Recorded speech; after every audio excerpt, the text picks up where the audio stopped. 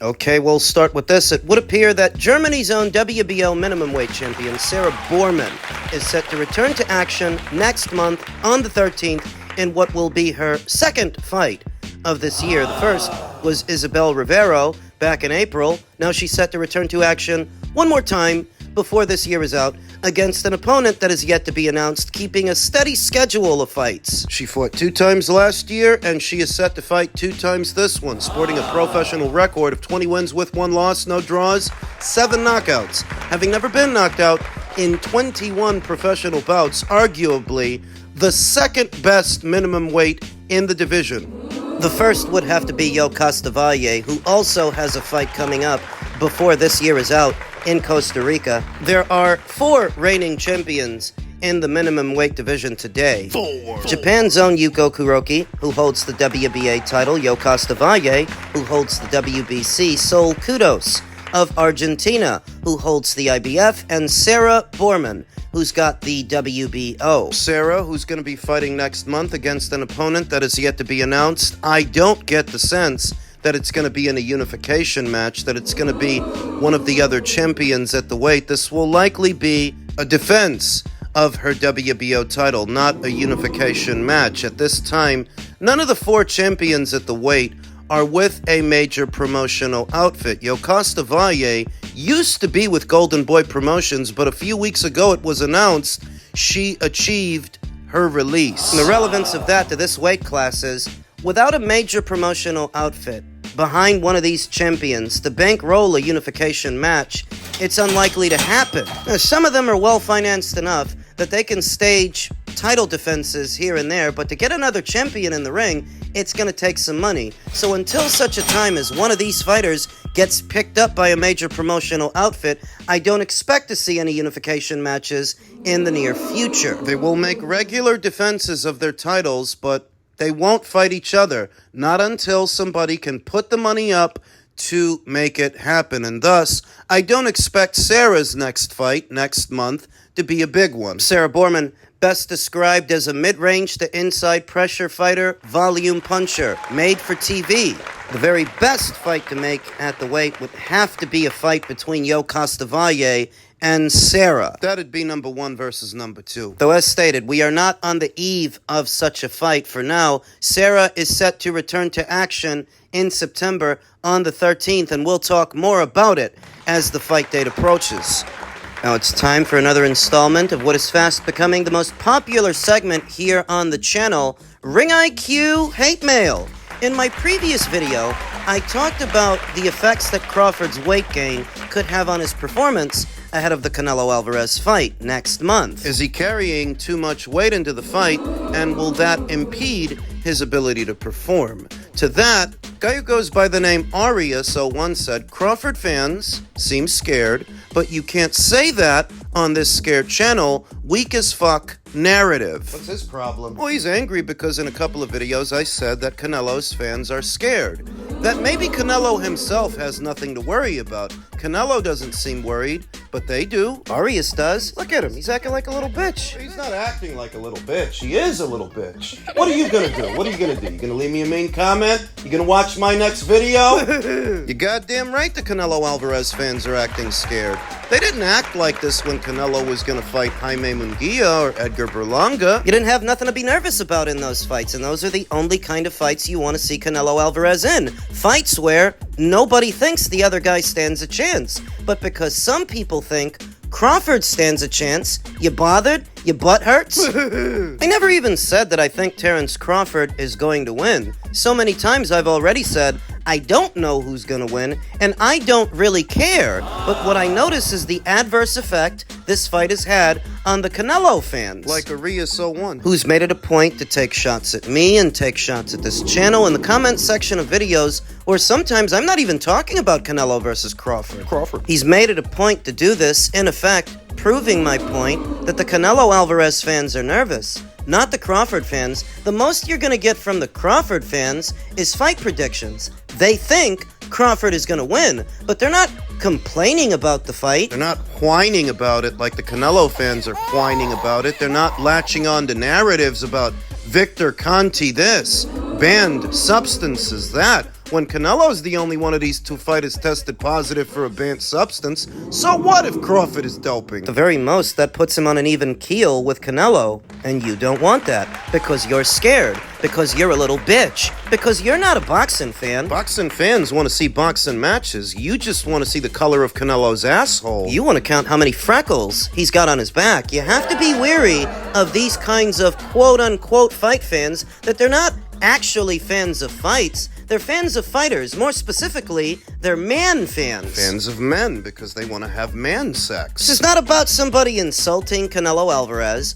or lying on his name. I haven't taken any shots at Canelo, but I can't help but notice how his fans are reacting, how his fans have been behaving. So excitable. They're nervous. Arias01 claims that the narrative on this channel is so weak, yet he keeps coming back. He literally keeps coming back here to listen to it. So what the hell is wrong with him? I mean, if I bump into a content creator or a channel that says things that I don't necessarily agree with, or says things that I think are stupid, why would I go back there as much as he likes to come back here? This guy's been having a bitch fit about it for weeks, which, in effect, proves my point. What is this guy if not terrified? What is this guy if not scared?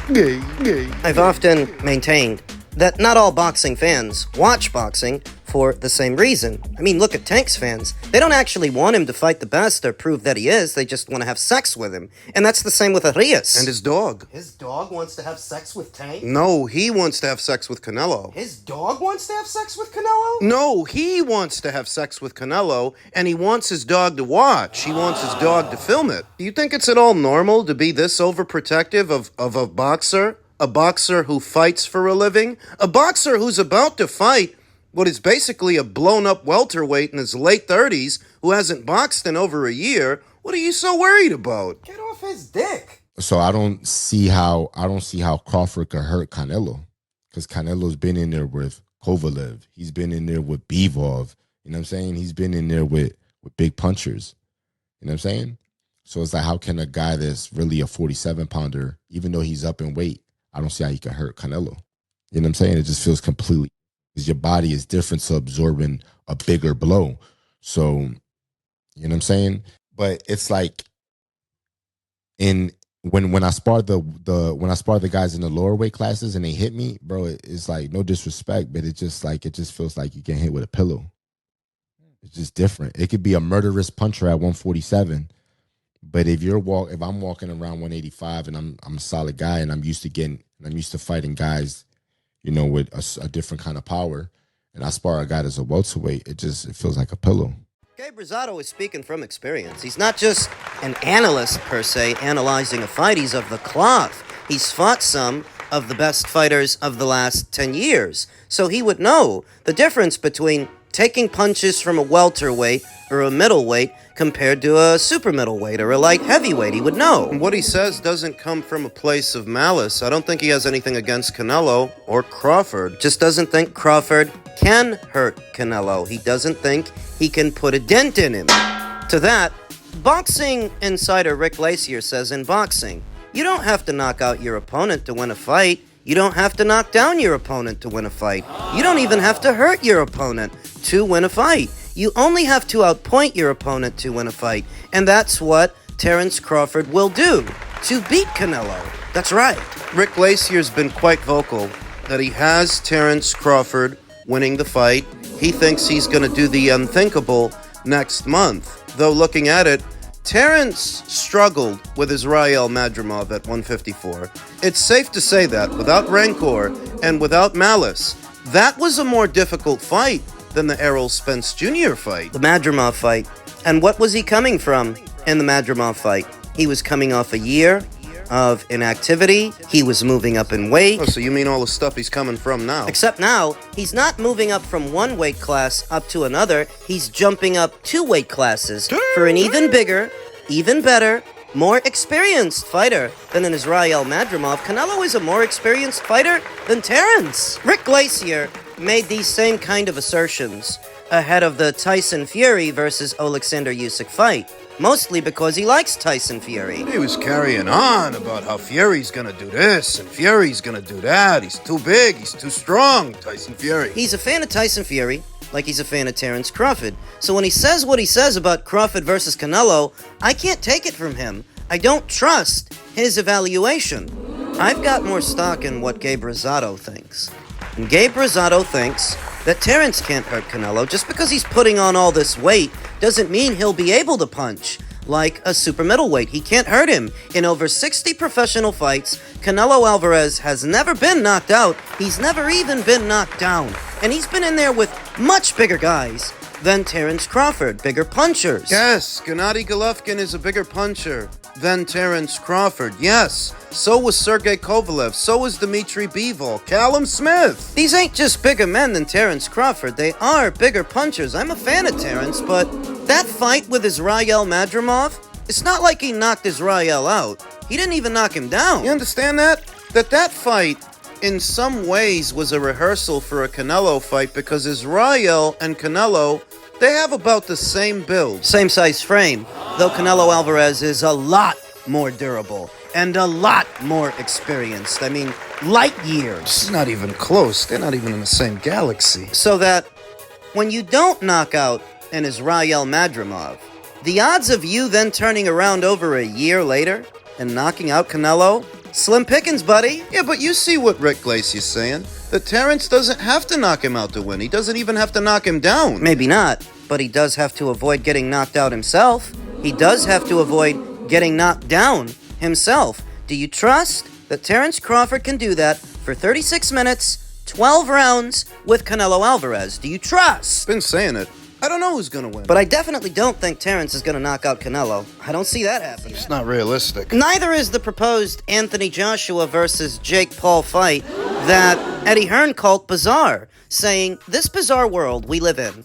I think Jake Paul is absolutely the front runner to fight Anthony next. I gotta see it to believe it. Because Anthony Joshua is not a fighter who's strapped for cash, who needs to sell his soul to make a few bucks with Jake Paul. That if the fight were to actually happen, well, it must be a real fight, and Anthony's about to put this guy's dick in the dirt. There's no way Jake Paul goes the distance with an Anthony Joshua. There's no way he survives that fight, calling into question the legitimacy of Jake Paul's matches, which for years now have rumored to have been rigged, fake, staged. Popular media personality Piers Morgan of the United Kingdom has said that more than once. Though he seems to have recently walked back some of those comments. He said, I posted a few weeks ago that Jake Paul's boxing career has been boring, staged bullshit.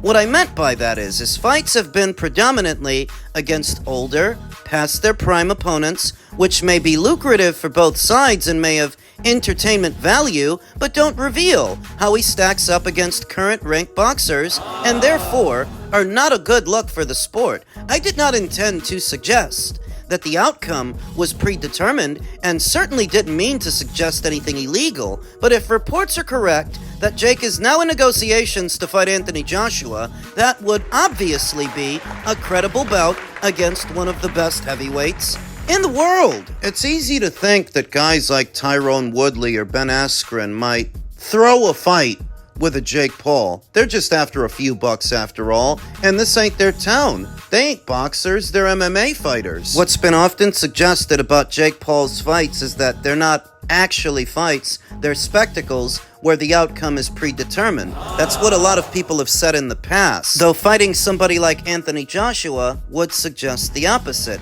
because Anthony's not hard up for cash, he's got plenty of that. So if you do a fight with him, well, it must be a real fight, and you must be on a suicide mission. Nakisa Badarian, the co-founder of MVP, responded to Piers Morgan's comment by saying, "The last thing we want to do is sue anyone, but when you have a platform that has a large audience and you blatantly defame and damage us with frivolous lies, you will be held accountable." That's the other part of this story. To all those who would suggest that Jake Paul's fights aren't fights at all, they're staged, Jake Paul says, if anyone says my fights are staged, you will be sued. And secondly, you're a jealous-ass peasant who can't even believe how good I am at the sport, and you should go to church to fix your insecurities. I pray for you because I have so much love, humanity, and that includes the people who are against me. Genuinely, I pray for you, and I want the world to be in a better place. You people are filled with a disease, and I'm here to help you cure it. It was a regular panelist here on the channel, Leo Vega, who made a different proposition when it comes to Jake Paul's fights. He said that Jake's opponents are so carefully selected and so bad that you don't need to stage the fight. You don't need to rig it or predetermine the outcome because, well, look at who he's fighting. Ben Askren, Tyrone Woodley. So these are guys who haven't been in boxing as long as Jake has been in boxing, so that when he goes in there and beats guys like this, you don't have to fix the fight. Anderson Silva, Julio Cesar Chavez Jr., what are these guys after? They're after a few bucks. They're not out to carve their lane, their own legacy in the sport of boxing. They're just trying to make some quick money. So they're not approaching the sport with the same drive or the same passion as Jake Paul. Leo's suggestion is that given who Jake Paul is fighting, you don't have to fix the fight. And that's another way to look at it. But a fight with Anthony Joshua spells certain doom, certain disaster. I mean, it's all right to waltz around the ring against the drug-addicted Julio Cesar Chavez, who hasn't been halfway decent in years. It's all right to do that, but trying to do that with Anthony Joshua, that is something else. That is something else entirely. Jake Paul really drunk so much of his own Kool-Aid that he's willing to gamble his own health, his own well-being, in a fight he's sure to lose. Is he that deluded, or is it that he's only really carrying on like this because he doesn't expect the fight to happen? So he'll ham it up and make it look good. Because he doesn't expect the fight to happen. He will find a way to kill the fight, to ensure that it doesn't happen, but maintain his marketability. There is so much about this situation that we just don't know outwardly, outside looking in. But one thing I do know is that if Jake actually sets foot in the ring with Anthony, I don't know if his fights are fixed. I don't know if there's NDAs in the contracts. I don't know. But what I do know is Anthony stops him. If they fight, Anthony knocks him out.